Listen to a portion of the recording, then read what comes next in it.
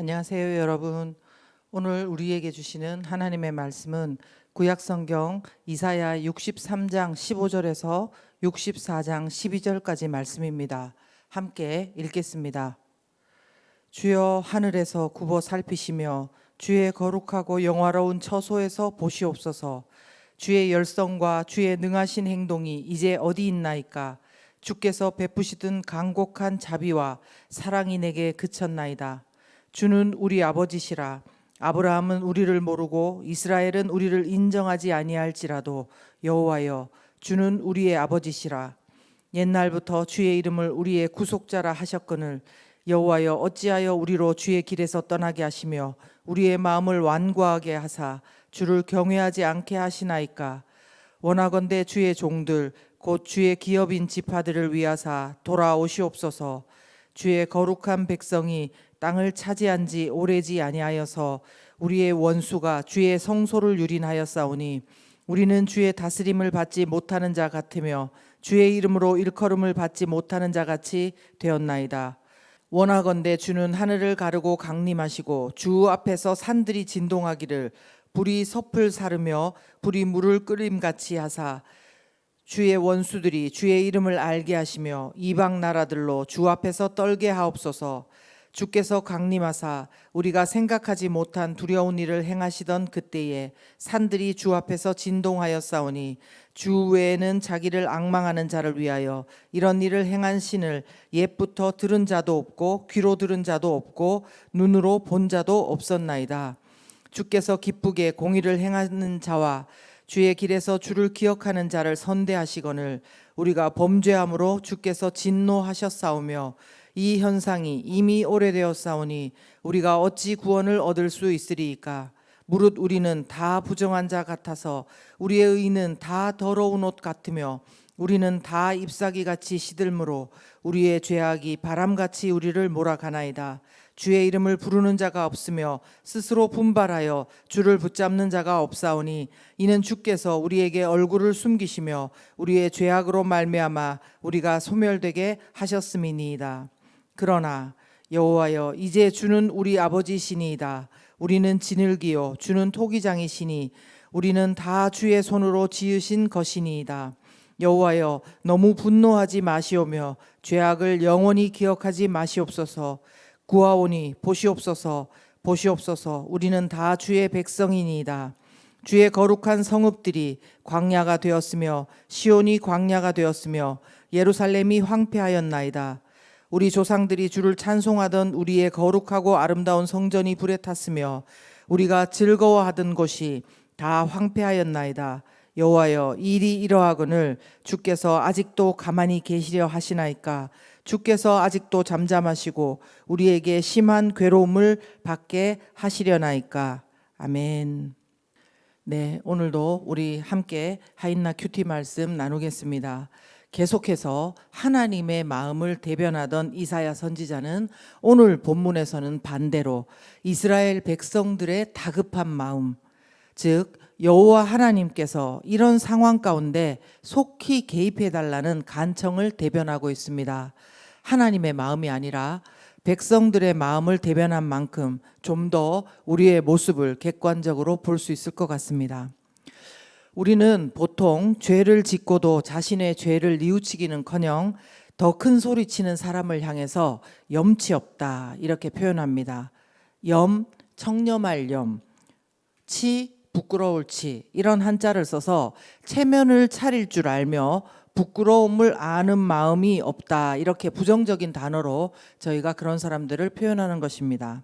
그런데 오늘 이사야서에 나오는 이스라엘 백성들의 모습이 얼핏 보기에 이런 모습 같아 보입니다.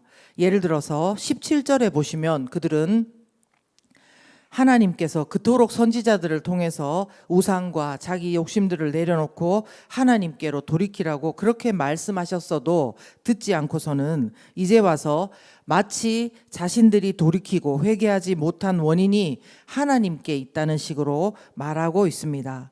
제가 읽어보겠습니다. 여호와여, 어찌하여 우리로 주의 길에서 떠나게 하시며 우리의 마음을 완고하게 하사 주를 경외하지 않게 하시나이까? 또 그들이 말하기를 하나님께서 왜 자신들을 빨리 돕지 않으시냐고, 뭐 하고 계시냐고 좀 보시라고 거의 하나님을 압박하듯이 말하고 있는 것도 있습니다. 15절 중간에 보시면 주의 열성과 주의 능하신 행동이 이제 어디 있나이까? 주께서 베푸시던 간곡한 자비와 사랑이 내게 그쳤나이다. 그리고 64장 12절에도 보시면 여호와여 일이 이러하거늘 주께서는 아직도 가만히 계시려 하시나이까? 주께서 아직도 잠잠하시고 우리에게 심한 괴로움을 받게 하시려나이까? 이렇게 말하고 있는 것입니다.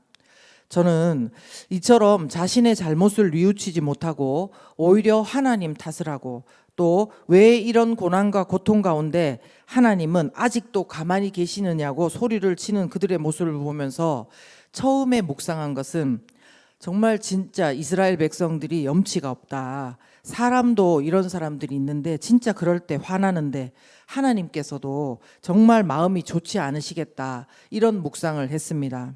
그런데요, 여러분, 이 본문을 계속 묵상을 하다 보니 이상하게 생각이 좀 달라지게 되었습니다. 사람끼리는 그렇다 치더라도 과연 절대자이신 하나님을 대할 때 그 앞에서 우리가 염치를 차리고 또 적당한 거리를 두고 살 수 있는 존재인가라는 질문을 해보게 된 것입니다.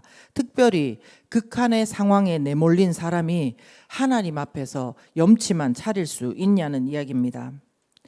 나 때문이든 누구 때문이든 아니면 코로나 때문이든 정말 죽을 것 같은 심정인데 체면을 차리면서 적당히 내가 한 잘못이 있는데 그냥 부끄러워하면서 가만히 내가 쥐죽은 듯이 있어야지 하는 것이 되냐는 것입니다. 처음부터 하나님과 관계를 할 것도 없는 그런 멀찍한 관계였으면 모를까. 그래도 하나님 앞에 기도를 해본 사람은 속으로 이스라엘 백성들처럼 내가 기도했었는데 하나님 어디 계셨냐고, 언제까지 나를 이대로 두실 거냐고, 나를 바꿔달라고 그렇게 기도했는데 이렇게 바꿔주지 않았으면 그거 하나님 책임 아니냐고 하는 소리가 내 안에서 조금은 올라올 수 있지 않을까요? 그런데 우리가 마치 하나님과 인격적인 관계를 한 번도 가져본 적이 없는 사람처럼 그냥 형식적인 정답성의 반응만 하면서 내가 내 죄를 아는데 무슨 염치로 하나님 앞에 기도하겠냐고 이렇게 멀찍이 떨어져서 있는 것이 정말 하나님의 마음을 기쁘게 할 수 있을까요? 저는 이런 관점에서 성경에 나오는 인물들을 생각해 볼 때 몇몇 인물들이 생각났습니다. 그리고 공통적으로 그들이 이렇게 하다가 결국은 하나님과의 관계가 아예 멀어져 버린 게 아닌가 하는 생각이 들었습니다. 아시다시피 창세기에서 아담과 하와가 하나님 앞에 죄를 범하고 난 뒤에 어떻게 했습니까? 그들이 차린 염치라는 것은 바로 하나님을 피해서 숨는 것이었고 곧 시들어버릴 그 무화과 나무 잎으로 자신들을 가린 것이었습니다. 또 가인도 그렇습니다. 동생 아벨을 죽이는 죄를 범한 이후에 그가 결국 하나님 앞에 차린 염치라는 것은 하나님 앞을 떠나서 자기 힘으로 성을 쌓고 자기를 보호하는 것이었습니다.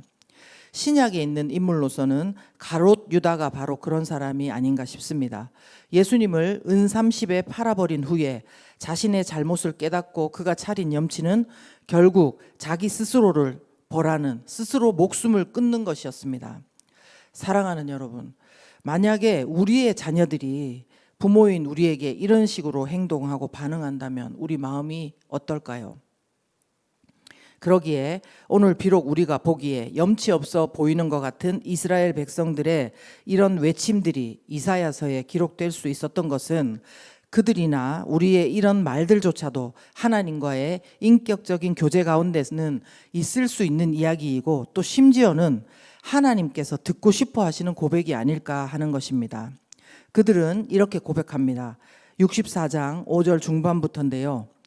우리가 범죄함으로 주께서 진노하여 싸우며 이 현상이 이미 오래되었사오니 우리가 어찌 구원을 얻을 수 있으리이까. 무릇 우리는 다 부정한 자 같아서 우리 의는 다 더러운 옷 같으며 우리는 다 잎사귀같이 시들므로 우리의 죄악이 바람같이 우리를 몰아가나이다. 그런데 이런 상황 가운데도 주의 이름을 부르는 자가 없으며 스스로 분발하며 주를 붙잡는 자가 없사오니. 아멘. 그 말씀만 봐도 얼마나 암담한 상황입니까? 그들이 계속 범죄해서 주님이 분노하시는 이 현상이 이미 오래되었으니 어떻게 구원을 받겠느냐는 것입니다. 그리고 다 부정한 자 같고 다 더러운 옷 같고 다 잎사귀 같이 시들어져서 소망이 없는데 그 상황 가운데도 주님의 이름을 부르고 붙들려는 그런 분발하는 자가 아무도 없는 그런 상황 말입니다. 그래서 자신들이 죄악 가운데 그대로 죽어갈 수밖에 없는 처지이기 때문에 하나님께서 도와주시지 않으면 안 되고 하나님께서 제발 좀 빨리 이루어 달라는 것입니다. 저는 이 고백이 우리 가운데 오늘도 하나님 앞에 있어야 되는 고백이 아닐까 싶습니다. 그러면 무슨 근거로 우리가 도대체 하나님 앞에 이런 고백을 하고 또 무슨 근거로 하나님 앞에 염치 없어 보이는 말을 하고 무슨 근거로 우리를 도와주시지 않고 어디 계시냐고 말할 수 있습니까? 그것은 오늘 본문에 보면 3번이나 반복된 그들의 외침이 있습니다. 이 외침이 또 우리의 외침일 것 같습니다. 바로 16절에 2번 나오고 또 64장 8절에도 그러나 여호와여 이제 주는 우리 아버지시니이다 이렇게 말씀하고 있습니다. 하나님은 구원하실 수 있는 주님은 나의 아버지신 것입니다. 남이 아니라 때로는 우리를 질책하시고 고통스러운 상황을 우리 가운데 허용하시지만 그럼에도 끝까지 우리를 사랑으로 붙드시는 우리의 아버지가 바로 이 하나님이시기 때문에 우리가 오늘도 하나님 앞에 염치가 없어 보이든 불경스러워 보이든 하나님 앞에 간청을 할 수 있는 것입니다. 사랑하는 여러분, 오늘 말씀을 통해 저는 친밀한 인격적 교제를 원하시는 아버지 하나님을 묵상합니다. 친밀한 인격적인 교제를 원하시는 아버지 하나님. 또 인간의 모습으로는 혹시 우리가 하나님과의 관계가 요즘 멀어져서 형식적인 교제만 겨우 하고 있다면 다시 한번 하나님과의 친밀한 관계를 회복하는 성도의 모습을 기대하고 또 기도하려고 합니다. 그렇다면 우리가 먼저 돌아보아야 되겠지요.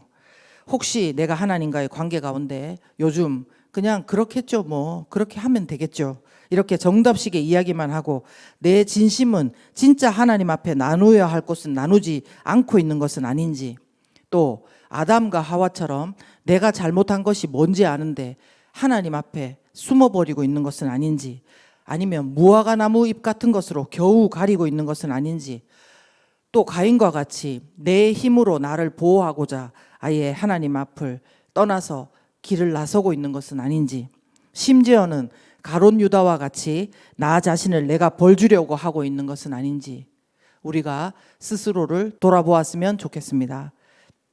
우리 함께 기도하겠습니다.